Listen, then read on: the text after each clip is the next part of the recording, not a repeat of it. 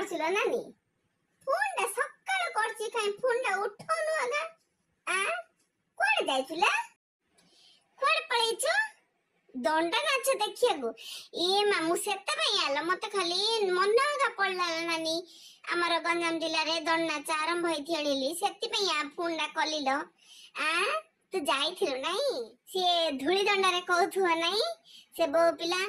ଅଣ୍ଡରାଣୀ ନ ଖାଇବେ ବୋଲି କିନି ଗେଲେରି କହୁଛି ବେଇକି ଖାଇଦିଅ ଗୋ ମଗୁଣ ମଣି ଜୁଇ ହେଲେ ନ ଖାଇବେ ବୋଲି ତୁ ଇନ୍ତି ଏକା କହୁ ହେଲା ହଁ ମତେ ଖାଲି ସେତା ଖାଲି ମନ ପଡୁଛି ସେ ଦଣ୍ଡ ନାଚ କଥା କେତେ କୁଆଡେ ଥିଲେ ହେଲେ ଚୈତ ମାସଟା 15 ଦିନ ଦଣ୍ଡ ନାଚ ଦେଖିବ ବୋଲେ ଯୋ ବାୟା ହେଇଯାଉଛନ୍ତି ସମସ୍ତେ କହିଆଉ ନାଇଲୋ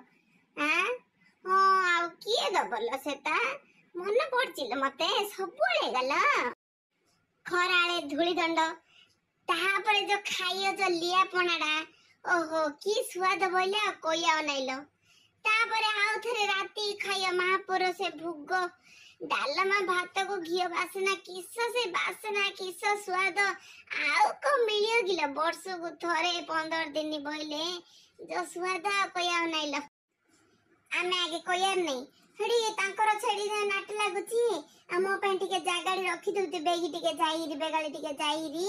ମୋ ପାଇଁ ଟିକେ ରଖିଦଉ ଜାଗାଟା ବୋଲି କହିଆର ନାଇଲୋ ହଁ ମନ ରଖିଚିଲ ସବୁ କଥା ମନ ରଖିଚିଲ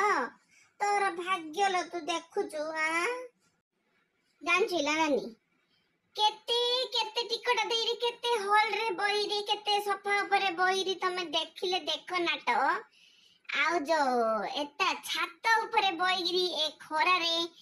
ଗାମୁଛା ମୁଣ୍ଡରେ ଘୁଡେଇକିରି ଏ ଦଣ୍ଡ ନାଚ ଦେଖିବାର ମଜା ଅଲଗା ହେଇଗଲା ନାଇଲୋ ନାନୀ ଆଉ ରାତି ଭୋଗ ଖାଇଲା ପରେ ଡାଲମା ଭାତ ମହାପୁର ଯୋ କାଳିକା ମହାପୁର ଯୋ ନାଚି ନାଚି ଯିବେ ଯୋ ଭୟଙ୍କର ନାଚ ଦେଖିଲେ ଏକା ସାନେ ମୋର ଶୀତ କଣ୍ଟା ମାଡି ଆଉଥିଲା ଲୋ ମା ଏବେ କହିଲାଡୁ ହେଲେ ମତେ କି ଲାଗୁଚିଲ ଓ କି ପ୍ରତ୍ୟକ୍ଷ ଦେବତା ସେ ଦଣ୍ଡ ନାଚର କି ମହତ୍ଵ ଲୋ ଗଞ୍ଜାମ ଜିଲ୍ଲାରେ ଆମର ନାଇଁ ହଁ ଲୋ ଦେଖୁନ ଏବେ ତମର ଶୀତ କଣ୍ଟା ମାରିଗଲାଣି ଲୋ ମା ହଉ ତୁ ଟିକେ ଦେଖେ ଆଉ ସଞ୍ଜବେଳୁ ଆଳତୀଟା ହେଲାଡୁ ମତେ ଟିକେ ଭିଡିଓ କରି ଛାଡ ଦେ ମୁଁ ଯାଇପାରୁନି ଟିକେ ଭିଡିଓ କରି ଛାଡିଲେ ଟିକେ ମୁଁ ଦେଖି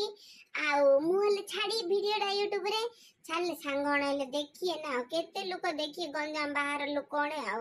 ଆମର ସଂସ୍କୃତି ପରମ୍ପରା ଗୋଟେ ଆଉ ହଉ ରଖୁଛି ଲ ନାନୀ ଆଉ ଥରେ କାଲି ଆଡୁ ଫୋନ କରି ଆଉ ମନେ ରଖିରି ଜୁଇଁକି କହିବୁ ରାଗି ଝିଏଲି କହିଲେ ନ ଖାଇବ ବୋଲେ ବେଗାଳି ଖାଇଦିଅ ଗୋ ମଗୁଣା ମଣି।